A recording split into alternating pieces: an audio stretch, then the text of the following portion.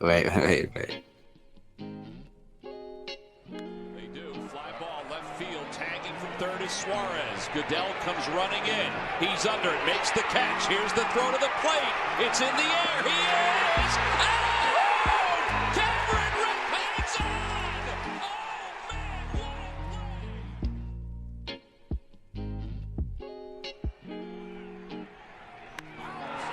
Deep to right field. Way up and way second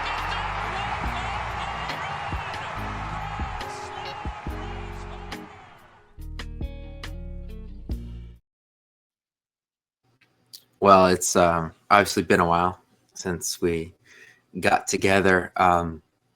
If you missed it, which I doubt you did, the Dodgers won the World Series again. And was this the most, like, the Phillies connection to how the Dodgers won the World Series is so funny to me because it's former Philly Jeff Hoffman. I want to call him Chad Hoffman. Jeff Hoffman on the mound, and Philly killer for life, Miguel Rojas, who was garbage at the plate, and he hits the game-tying home run in the ninth inning of Game 7 of the World Series, and the Dodgers go on to win in 11. So yeah, that most Phillies thing ever without the Phillies being involved. Is it fair to say that? Oh yeah, and it sucks too because there was like the whole like the Brewer series was a joke for the Dodgers. Like there was no resistance there at all, and like there was the whole I think it was Foul Territory, whatever that podcast is with I think AJ Pierzynski, and they were like multiple MLB executives and inside baseball said that like the Phillies and Dodgers series was the World Series, and obviously that was a competitive series for the most part and everything, but then like the way that like I was so upset after that series and just the way that like it all went down because I feel like the Phillies controlled it. I didn't watch a second of the World Series until Game 7, and I like deprived myself of the best World Series that we've had in a while. I watched Game 7, so I obviously saw the climax of it all, but like the 18 inning game or whatever, I didn't really catch. I saw the highlights when I wake up in the morning, but I didn't really concern myself with watching it just because I to be honest, I expected the Dodgers to run over them, and as they didn't, I slowly like went more attention. Like, okay, the Phillies weren't the second best team, and they didn't shoot themselves in the foot because the Blue Jays were like they didn't. It wasn't like a joyride where they overperformed and then they got to the World Series and like the wheels fell off. Like no, they were the best team in the American League pretty much all year, and they had the lead in the ninth inning of Game 7. So yeah, like it was the two best teams were in the World Series, and it was a really good series. But like you said, Miguel Rojas just pictured Jeff Hoffman in Phillies pinstripes and did what he does to anybody associated with the Phillies, and that is hurt them immensely.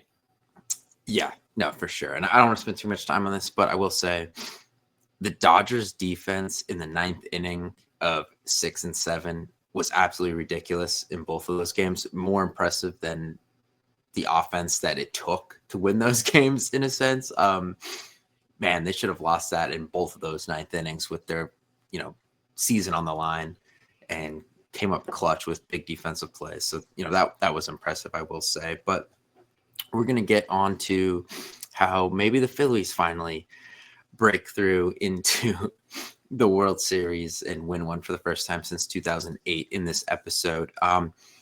So this is the third week of November. Yeah, this is probably going to come out the weekend before Thanksgiving, so a couple days after we record. But so far, like the only interesting things of note, Josh Naylor went back to the Mariners on a 5-year deal, and the Orioles and the Angels made an interesting trade that sort of, I guess, impacts the Phillies because Taylor Ward is now with Baltimore and Grayson Rodriguez is with the Angels.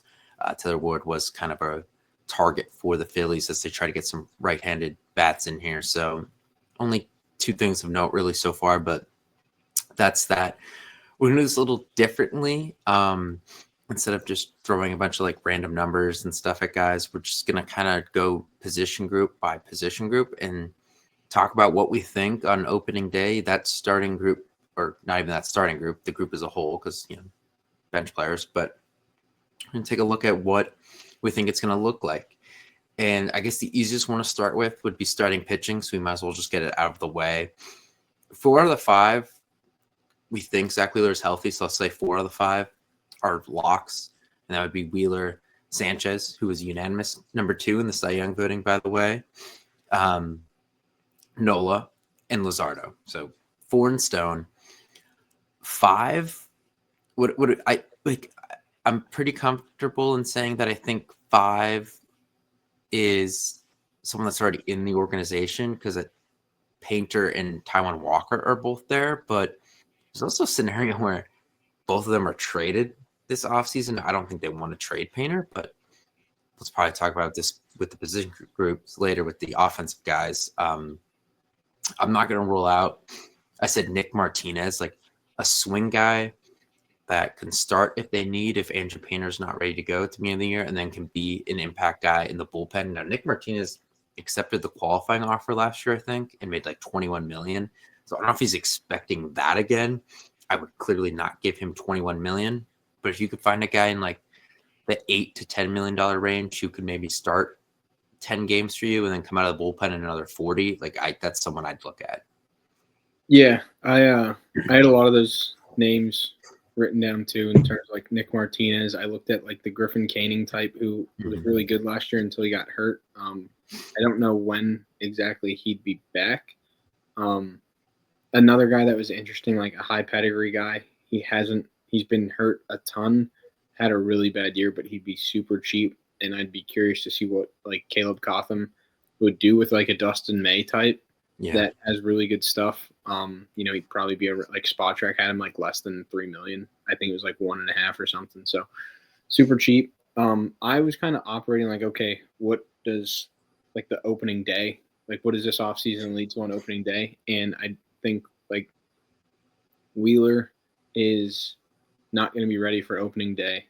So you're kind of going in with, I was under the impression that it's Sanchez, Nola, Luzardo, Taijuan, and then, Painter at the 5, or you go get a guy. And he's not a swing guy. It's not going to cost you like this big contract. But a name that like you can kind of get like high upside if things go really well. He had a really good year 2 years ago. He was hurt a ton last year, but like Michael King, I think could be like a name that's somewhat cheaper, like probably around like the $24-25 million a year. You could go like a 3-year deal type of thing. And that way, like, Nola was really good for 2 innings of the playoffs. He had some flashes down the stretch, but, it was a really bad year by Aaron Nola's standards. So, like, I trust Nola, but there's an obvious decline in stuff that we've seen over the years. And last year was the first year that it really, like, caught up to him in terms of what numbers look like. So, like, Michael King's kind of, instead of they bought high on Nola and now they're starting to see the dip, you're buying really low on King coming off a really bad year. It's like a few years ago that he was the headliner essentially in the Juan Soto trade. So like people obviously regard him highly. I think you could, maybe, and again, if the number's not right, then it's not worth it. But I think you could kind of get somewhere in like a 3-year, $75 million contract, which I don't know what cap and everything kind of looks like after the lockout. So that's, or the assumed lockout. So that's like a lingering thing that's kind of hovering over this whole offseason, because we saw a lot more guys accept qualifying offers than we normally do. And I think they're just trying to get as much money now up front. So, it might, and we'll talk about DH in a little bit, but maybe that favors a less years, more money kind of thing, because you don't know like what a cap potentially looks like in 2 years. So Michael King was a name that caught my eye. Young guy.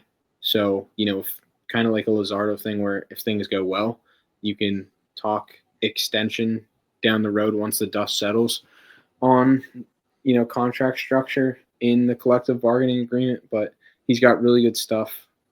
He was super, super good 2 years ago, hurt last year, but I think it's a potential buy low candidate that, like, I think the way that his arsenal plays and how the sinker and his off-speed tunnel, like Caleb Cotham would have a field day with him.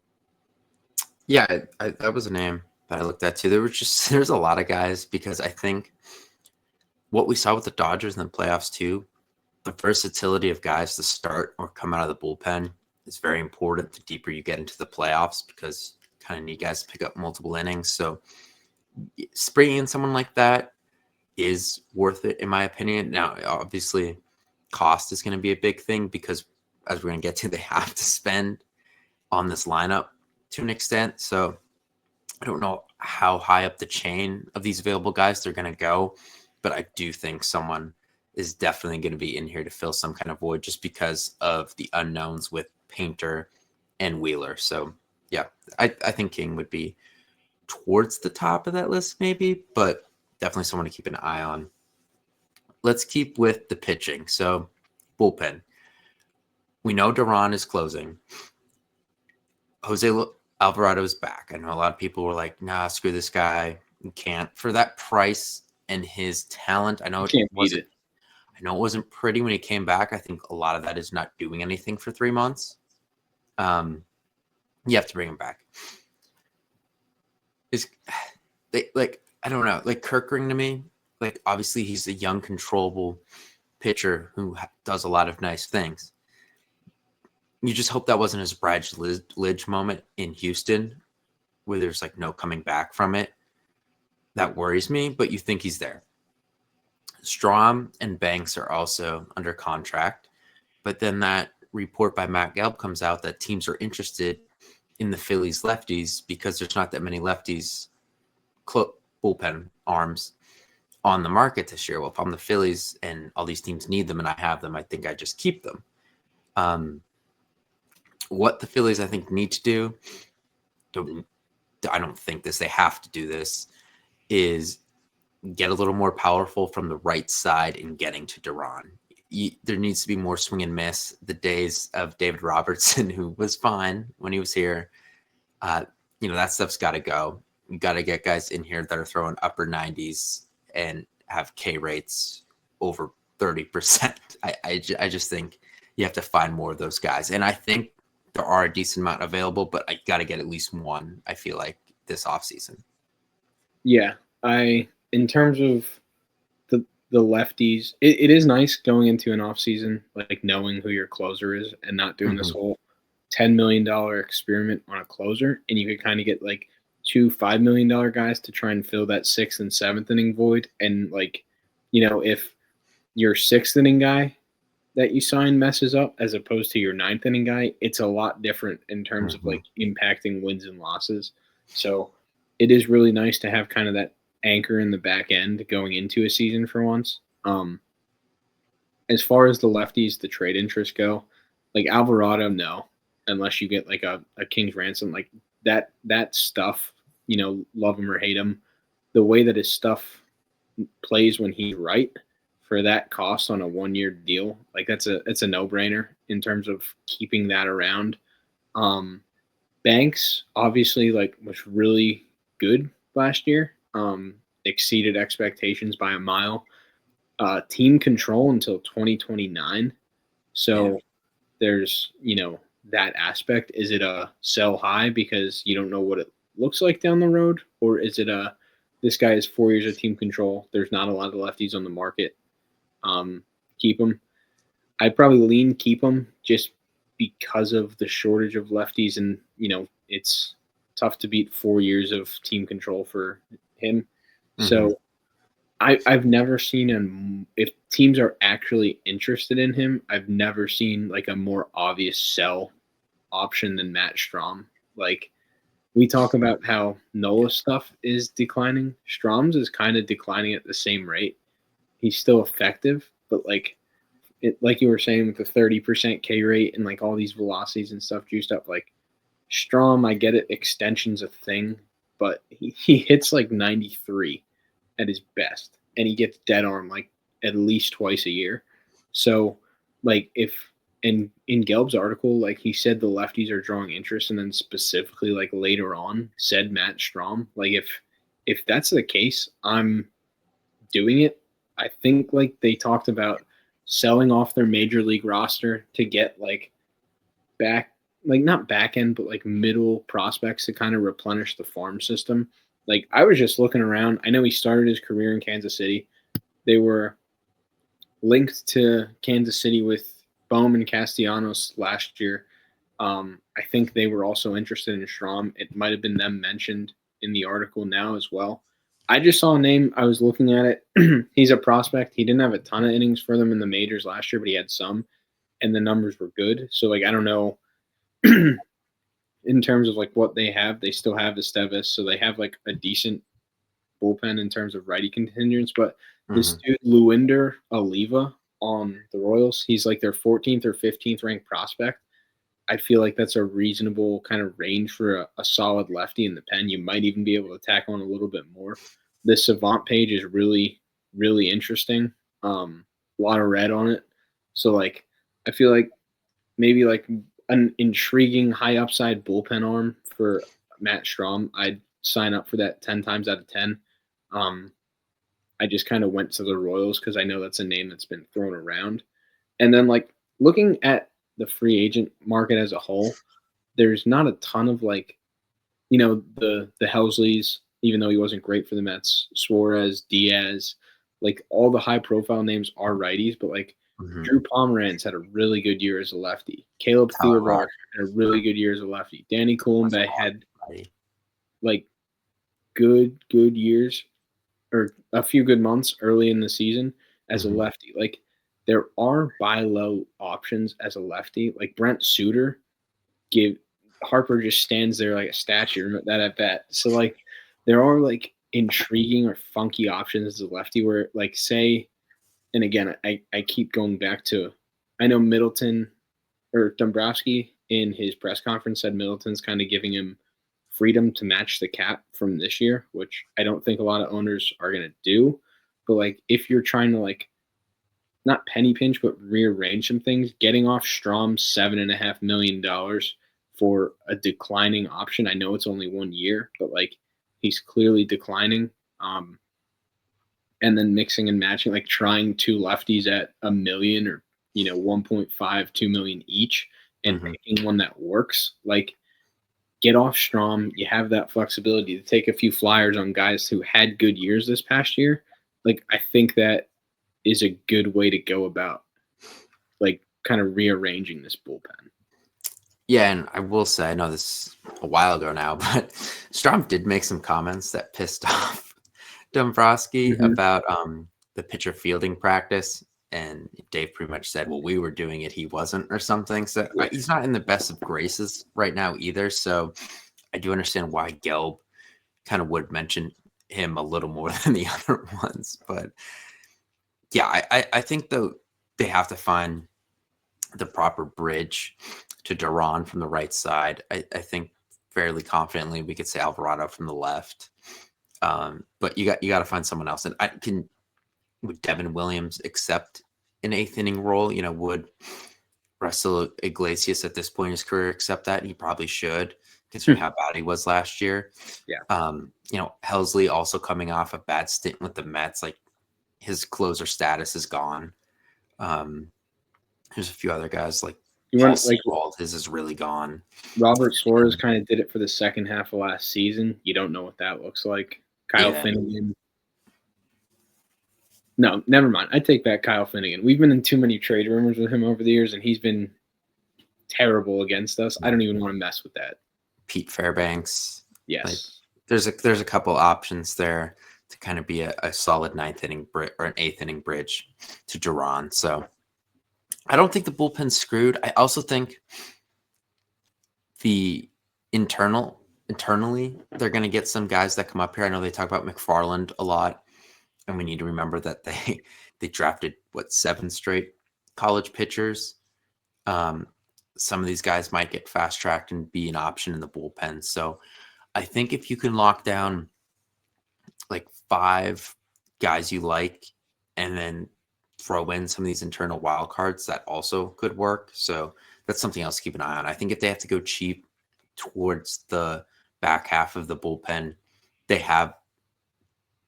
can do it, is what I'm trying to say. They have some options with those college pitchers and guys like McFarland too. And like a lot of those college pitchers too, when they got drafted, they had like super plus stuff. Like I think it was the lefty from Baylor that had like a 70 grade slider. So now you've had him in the system for, at this point, 5 months. But by spring training next year, if assuming you bring the 24-year-old relief pitcher to camp, at least to see him up close, like he's had 10 months to develop a fastball, get in the pitching lab that they've kind of raved about, that's down there in Florida. So you're giving that guy with that kind of experience and an already plus off speed pitch to develop a fastball with some ride on it. Yeah, it's definitely better than the other way around in terms of having the fastball and trying to develop an off speed pitch.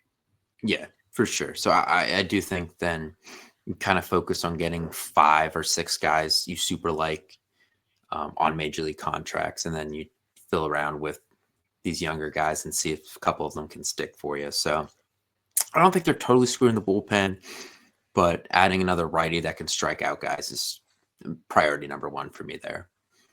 Yeah. All right, let's go to the infield, because I think DH and outfield is the most complex to figure out. Where are we on JT Realmuto? I have him back. I just think the two sides are so familiar with each other at this point. His offseason house is in Clearwater. I don't think for what's left of his career, he wants to move again. I think he'll be cheaper than the $23 million a year he was making. It has to be. I would hope closer to like 14. Like, can you do 2 for 28? Would he accept that? I don't know. What worries me is the rest of the catching market is so bad that someone could just over the top blow him away. I don't know if anyone will, but I can't rule it out. And then if someone does, well, let me say this anyway. The options for, if it's not JT, have kind of been trade for a young catcher on a team that doesn't really need him right now. Those teams being the Mariners and the Royals. Are you doing that anyway? Because you don't really have a catcher coming up the system. Like, are you still making a trade for one of those guys and maybe they get 30%, or they're in AAA this year and you keep Marchand for another year? And then by next year, if it's JT's final year and he's not doing good, it's a straight 50-50 split. Are you doing that regardless of if you sign Realmuto back or not? I didn't think of it in terms of doing it regardless. I'll start with JT. Okay. I was not completely, because like you said, like the sides are so familiar. I have to believe there's some kind of like hometown discount in the sense where he doesn't want to. And I think it stems down to, like you said, if a team, blows him out of the water.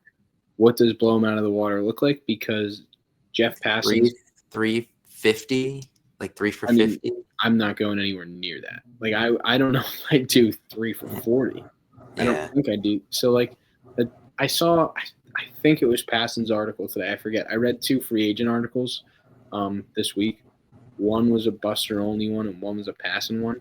And I think it was the Passan one that came out today, but he said like Realmuto's contract or whatever, like because of his age and market, will not exceed 2 years. So if that's the case, I'm all in. If you get JT for 2 years at a reasonable number, like I said, assuming there's some kind of discount, and I'm not saying lowball the guy, like, give him what he's worth, but at the same time, if teams start outbidding you, don't get crazy. Like I'm seeing, and we'll get to him, I'm seeing all those reports that they're fiending to re-sign Schwarber and they will do no matter what. Like, let's relax.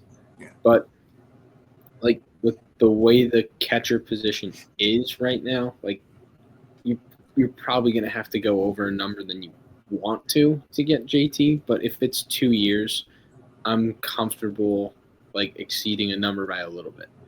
With that being said, I went right to Harry Ford. Like Yes. I think the Harry Ford trade makes too much sense. I know, like Raleigh signed his 6-year extension in March of this year, so he's there till 2031. Harry Ford's really good. He could play first base, but they just signed a first baseman for 5 years. So Yeah. 2 spots, and you could DH him, sure. Get Raleigh off his feet, sure. The 2 spots that they, would play this guy at every day are blocked. The 2 spots on their, roster that don't look really good are third base and right field. Our third baseman and right field are in every, trade rumor. We're trying to do this, we're trying to do that. The Mariners don't really like to pay guys, but $20 million for a 1-year deal, and Alec Boehm making, Spot Check has him at 10.2 for arbitration this year. Like, 2 guys that have pretty good offensive production. They went to Game 7 of the ALCS.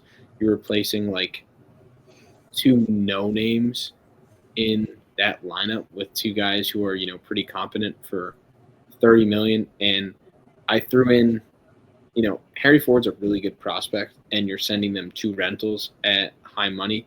So I threw in Dante Nori too, because, you anticipate Crawford being the center fielder.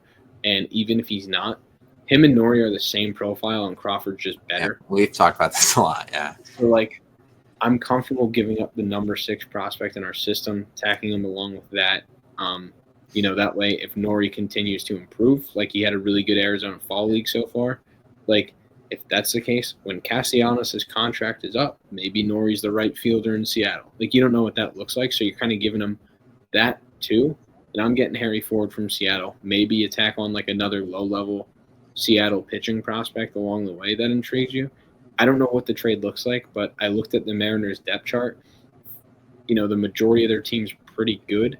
Third base is not, and right field is not.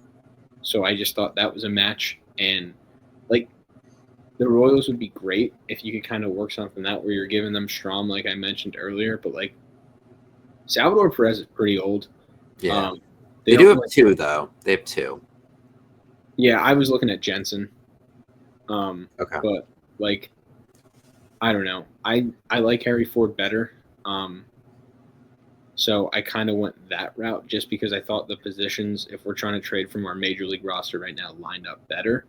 If you could get JT on a reasonable number and still get a trade like that done, I'm all for it, because I think Harry Ford's really good, and he kind of solves, the where'd Logan O'Hoppe problem. Like, where'd he go? It solves that problem because you're getting a top 20 prospect in the sport at a position of need. Yeah, so I guess I kind of figured you'd agree with what I was saying there, but when you brought up the Boehm Castellanos thing, I guess my next question is that a waste of those resources then to double down on catcher? Because what if I could use them and get my 8th inning guy and a right-handed like platoon outfielder? Am I wasting those chips on something I already have something at? I'd probably rather if you're giving me, if you gun to my head right now, the Mariners are interested in doing that, or we could find a trade partner for, I don't know, an 8th inning guy or like a platoon. I'm going to get the young catcher. I just think with the way that the farm system's set up right now and kind of where the organization and the free agent class is at, like, I think you have better chance to turn a coin flip, flyer reliever into a higher leverage guy, or turning into like, I'd give JT's contract to Harrison Bader and then trade for Harry Ford. Like, if that's the case, like I'd prefer to do that just because, we lost the catcher. I forget, I'm blanking on his name, but in the Duran deal. So like, Tight, yeah. Yeah, Eduardo Tait. So, like, right now you're kind of handcuffed in terms of what your catching position looks like. And even if you sign JT, we're just doing this all over again in 2 or 3 years, unless obviously they draft someone. So I'd rather Harry Ford, if both those options are on the table. I don't know how the Mariners evaluate our guys, but I'd prefer the catcher over, and then I'll spend the money on guys that could be my eighth inning or platoon outfielder. All right. Okay, so I don't have to talk about first base and shortstop. They're not going anywhere. Second base, like is Ketel Marte getting traded? And then that changes everything that we've talked about because Andrew Painter's probably in that deal and Bryson Stott is in that deal. The two of them are probably the two going back. When we talk about the daycare getting traded, I want 2 of the 3 of them gone, but Stott's the one I'm keeping. Now, Stott drives me absolutely nuts the majority of the time, but he's definitely the most valuable player out of the 3 of them. And because I have a Mundo Sosa, I can cover up his flaws the easiest as well, I feel like. Because I don't think I don't have – because Sosa's a righty, doesn't really do anything for me that Bohm really can't. He's a better defender and better runner, sure. And he can't really play the outfield. We saw how that went. So he doesn't do anything with me for Marsh.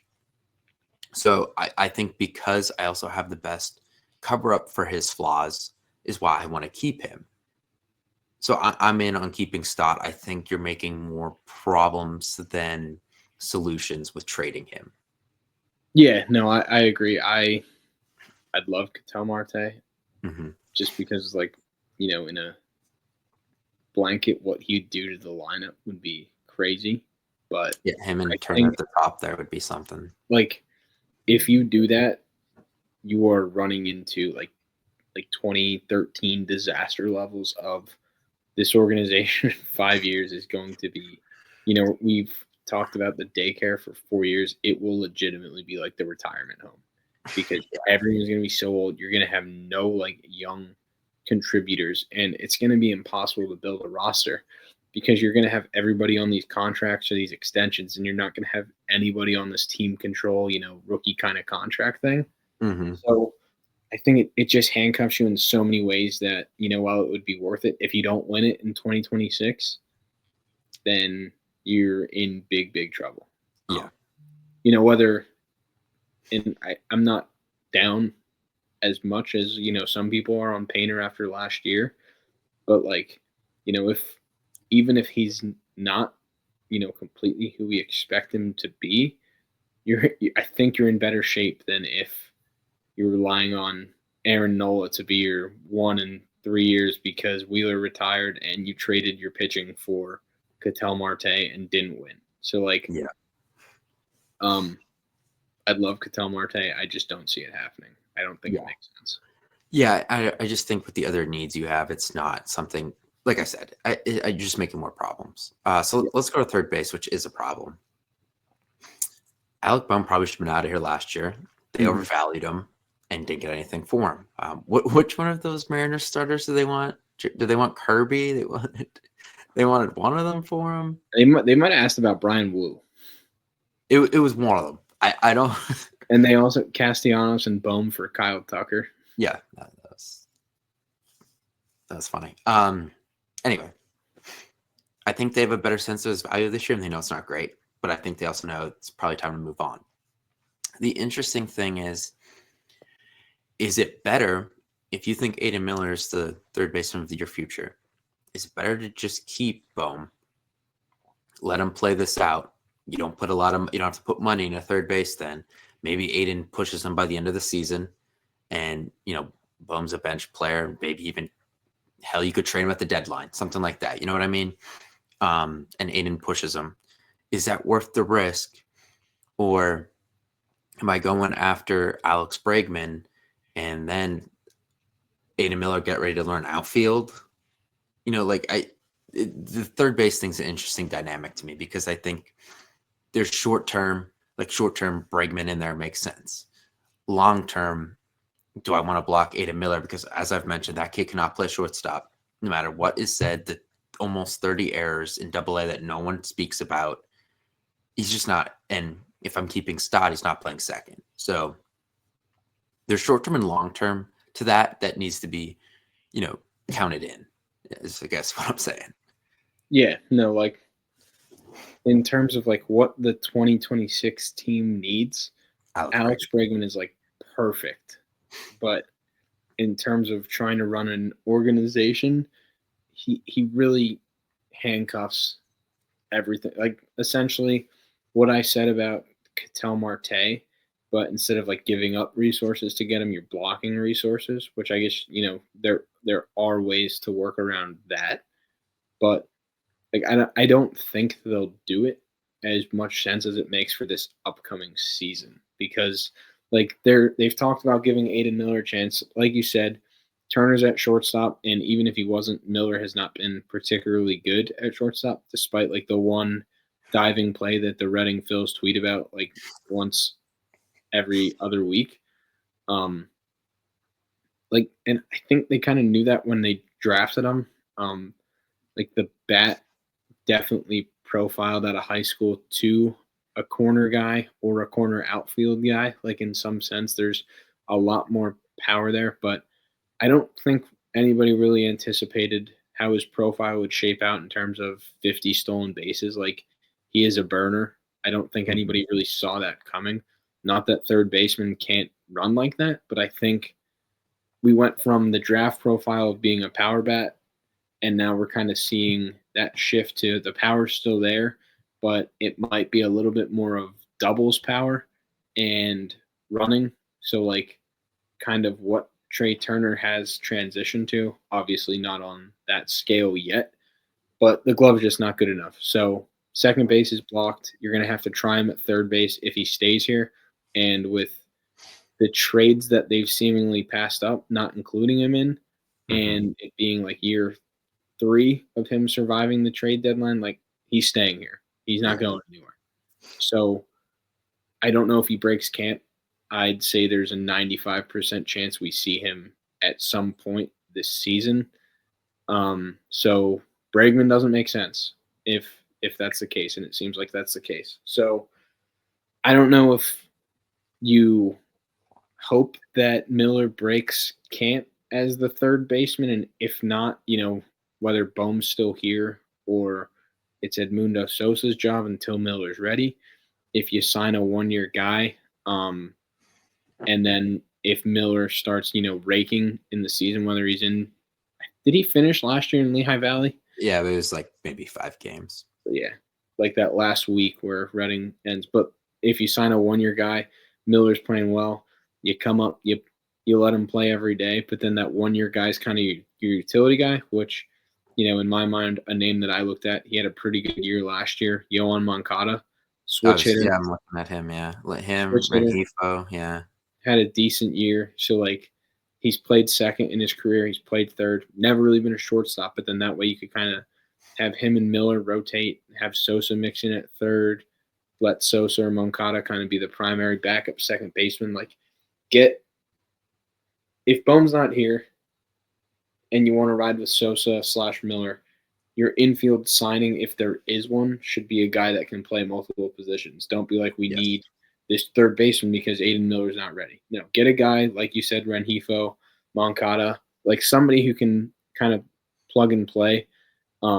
So you have that flexibility where if, you hope Aiden Miller is really good in the minors or wherever he starts and steals the third base job, that you didn't waste $4 million on a guy that is banished to the bench and playing like every 5 games because, the young guy that you want to play every day is really good. So I don't know. In my mind, I talked about my Harry Ford trade, like Bohm's gone.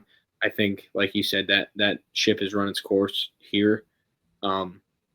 There's nothing like we did the whole song and dance even before the 2024 season where the power is going to come. It's never going to come. He is what he is. Even like the doubles power is going away. So like there is like already a little bit of a decline. So like you're at this point, you're definitely not selling high, but like just don't sell low and get something back for him. It's not going to be Kyle Tucker or any kind of trade package like that, despite what Dave Dombrowski thought. So I don't think there's anything left for us to see with Alec Bohm here, and I think we're all ready for him to go. So whether they are or not, I think we see Aiden Miller at third base at some point early in the season. What if you don't get Schwarber back, so you have some more money to play with, and you go after Bo Bichette? Aiden Miller, is it just go to the outfield, right, at that point? It has to be, right? Is it Aiden Miller go to, well, how old's Bo? 29? He's 27.7, which means he'll be 28 on opening day. What does the contract look like for Bo? I've been seeing like over 300 million, or over 200 million, so that leads me to think it's years. Because I was going to say, instead of Aiden Miller go to the outfield, does it mean Aiden Miller go to Arizona? And you're just doubling down at that point then. I mean, at that point, if you're adding another $200 million contract to the books that's not Kyle Tucker, I mean, it's 7 to 10. I don't. They get him on like the Dansby Swanson deal. Wasn't his like that? Yeah, I don't love Bo enough to do that. Okay. I'm not a big Bo guy though. I mean, he had a really, really good year. He was hurt a bit, so the numbers might be a little inflated because you don't know what it looks like with more playing time. I don't think I'm going past 200 million for Bo. Like, just with the way the roster is constructed, that's, it's probably an undersell for what he's worth. But with what the Phillies need / have, I'd stay far away from that. All right. But the profile, like, same thing with Bregman. Like, it's what they need. Great for what they need for 26. Yeah. Terrible for roster construction. Yeah, and I think that's kind of the crossroads that we find ourselves at here. So let's go, obviously, DH and outfield. We'll start with DH.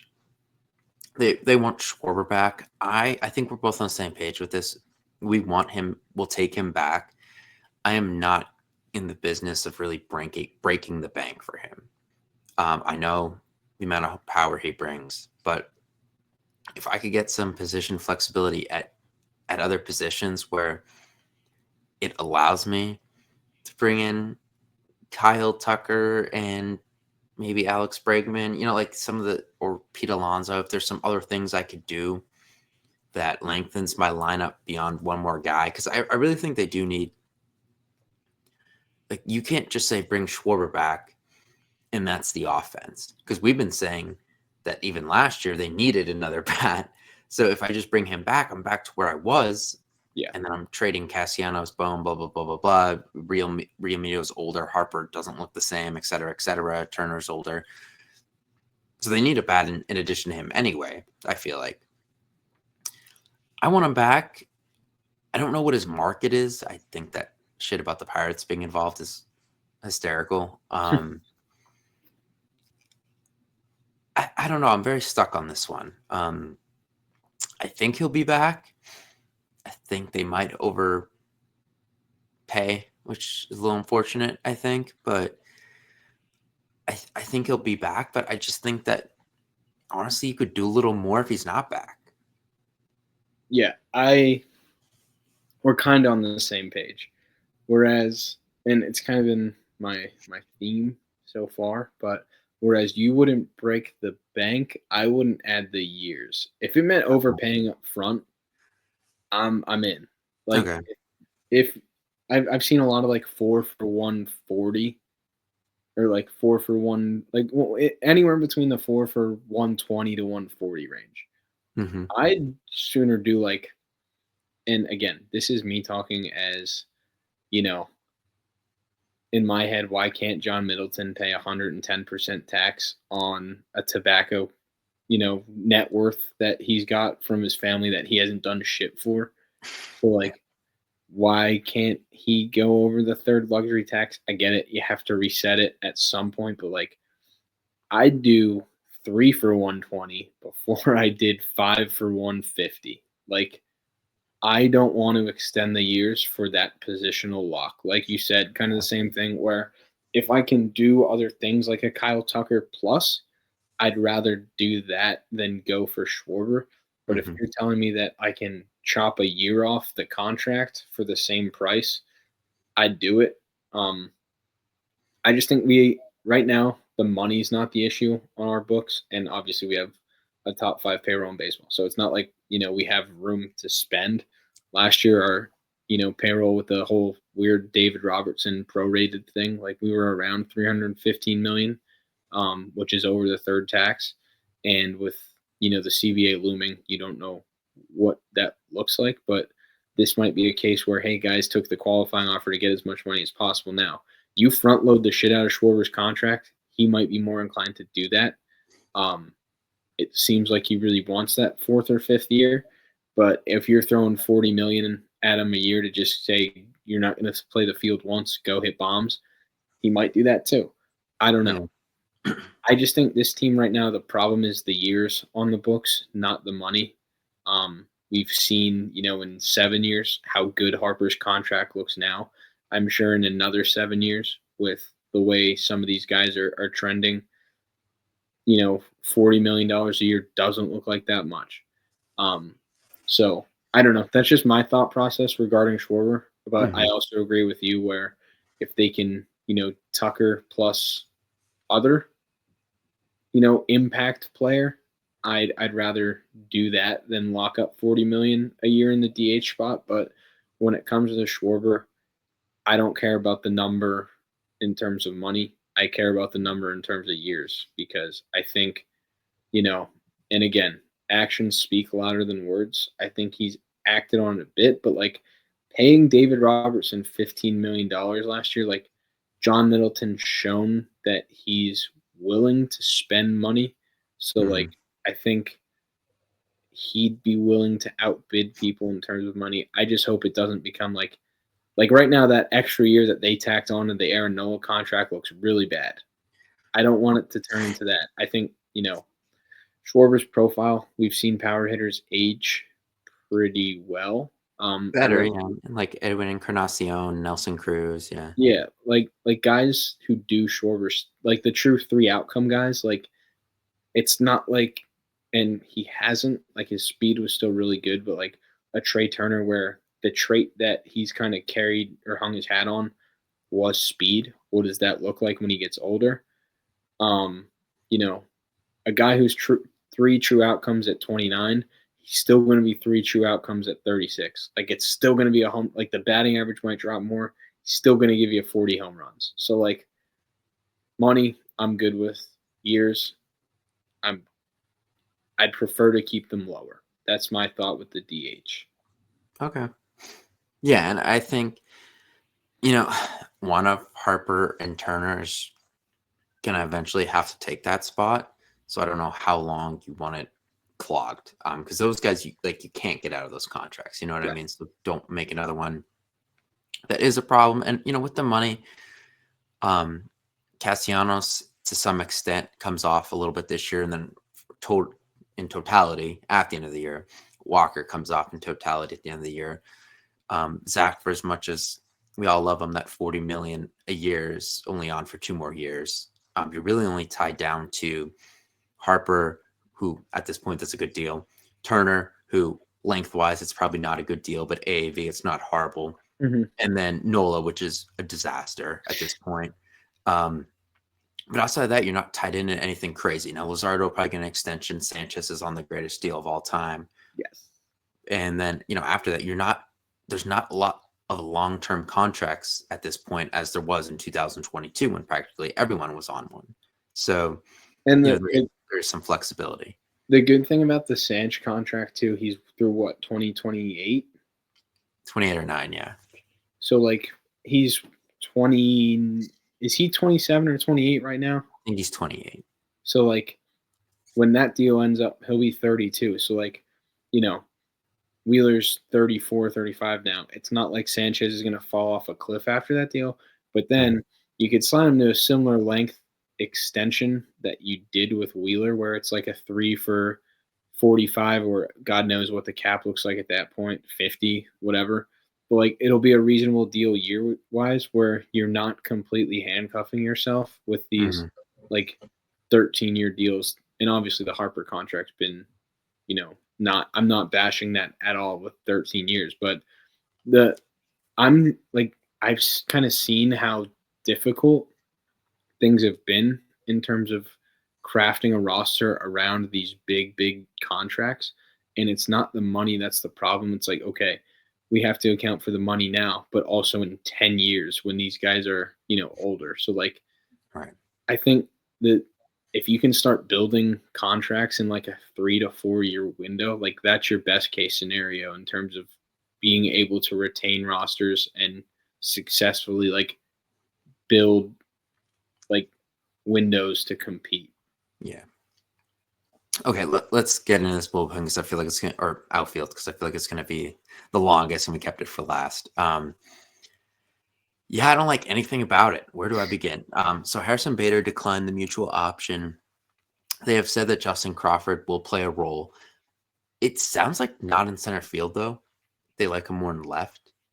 And I know the Phillies show with Selecki and Salisbury and Rubin had on someone from Baseball America, and he said the same thing, that they don't think he's a good center fielder. So I cannot have my corners being Crawford and Marsh. That just cannot be a thing. And then they started talking about he's Rincones. I know they have a Rinconen and Rincones, but Gabriel Rincones also playing a role on the team this year. He's a lefty outfielder who is a strict platoon because his OPS against righties is like 300. So all three of them cannot coexist. Hell, I don't know if two of them can. Yeah, you got to do something. And the funny thing is, the two biggest outfield options are Bellinger and Tucker, and guess which way they hit? Lefty. Yeah. I don't know what you do with this. I feel like it has to be a trade. Like Brandon Marsh got to go. When you see him when he's in the playoffs, I just can't do it anymore. I can't do it. I'm over him. I want to give Crawford a shot, but then my other two positions, I need an everyday center fielder and I need a righty bopper in the other corner spot. Yeah, no, we were on the Marsh facade pretty much all year saying how they have to do something, and Marsh's hot streak was actually bad for the team because they were going to buy into it that he was a good player, and he's not, and it bit them in the ass because he didn't do anything. So they're really handcuffed. They've been on record saying that when Crawford comes up, he's going to play every day or, as much as possible, which is great. The problem is, like you said, they don't love him as a center fielder. So, even if he's impactful, it's kind of the same thing with Marsh, where, Marsh is an average to above average center fielder, gold glove, caliber in left field. Fine, whatever. You still need a platoon in left field. Whether it's Marsh or Crawford, you're going to need somebody to platoon. You're on record saying that you are actively trying to get rid of Castellanos, whether it's a trade or Gelb's insistent that if he could be released, he's going to get released if they don't find a trade partner, which they haven't been able to, according to all the reports. Yeah, they're totally down with him. They're totally down with him. I mean, I didn't even bring him up when I mentioned the outfield. Like, I know they're done with him. Yeah. So, okay, you're either leaving two outfield positions open going into the offseason, or Brandon Marsh and Justin Crawford are your center field, or your two outfielders, and you have to figure out right field. Yeah, they might bring Harrison Bader back to center. Only person in free agency right now that brings that outfield with Marsh and Crawford up to average is Kyle Tucker. And then you just have 9 lefties in your lineup. Which you can't do because we saw how it killed them. Yeah. So I genuinely don't know what the outfield becomes. I'm the name that keeps getting I've seen a bunch is Joe Adell.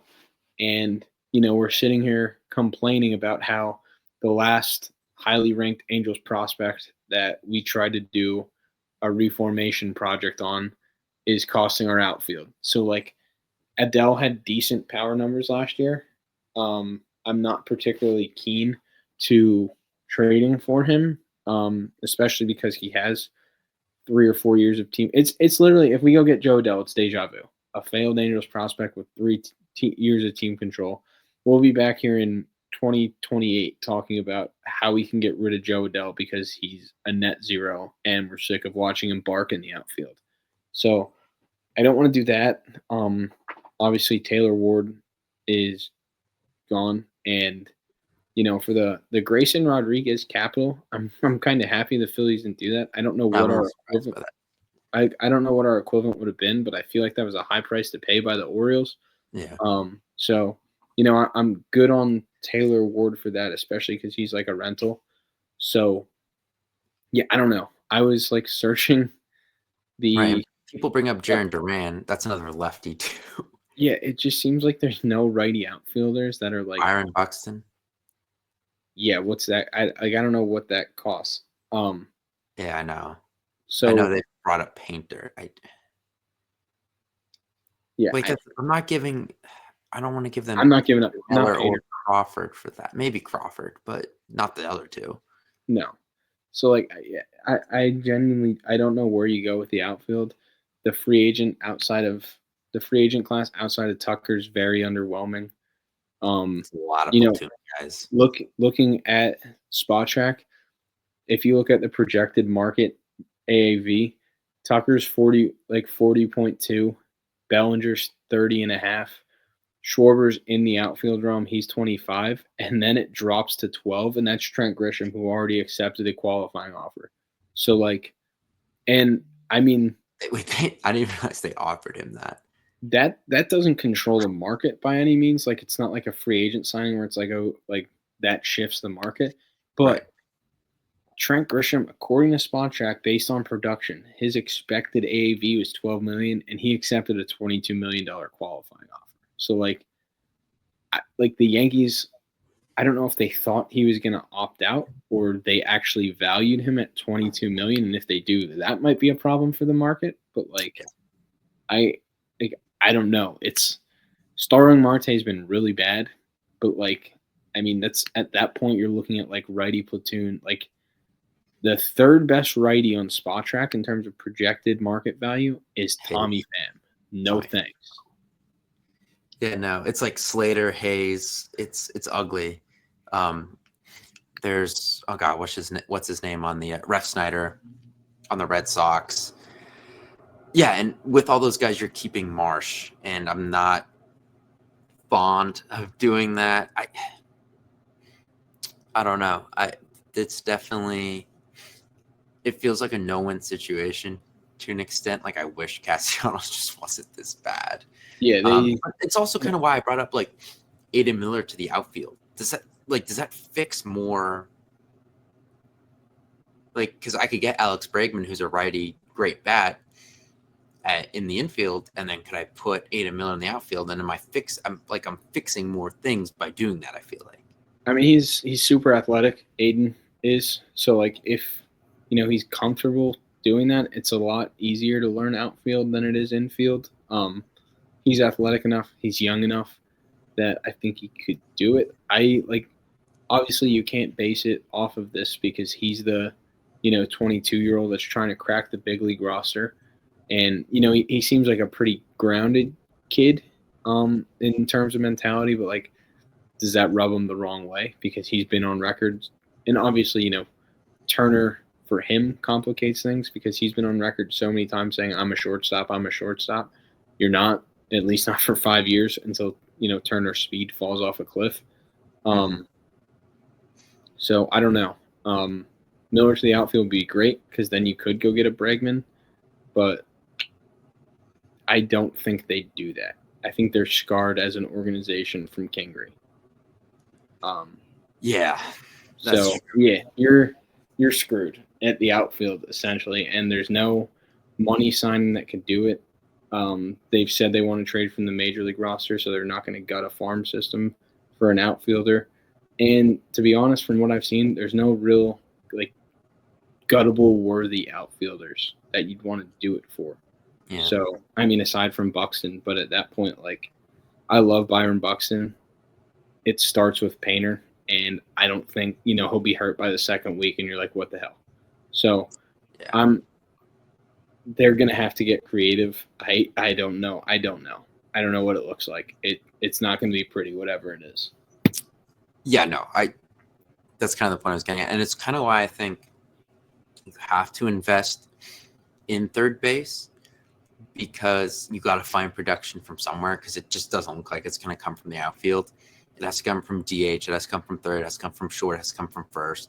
Whatever you could get out of catcher at that point. But I feel like you're just whatever you can get out of the outfield is an added bonus.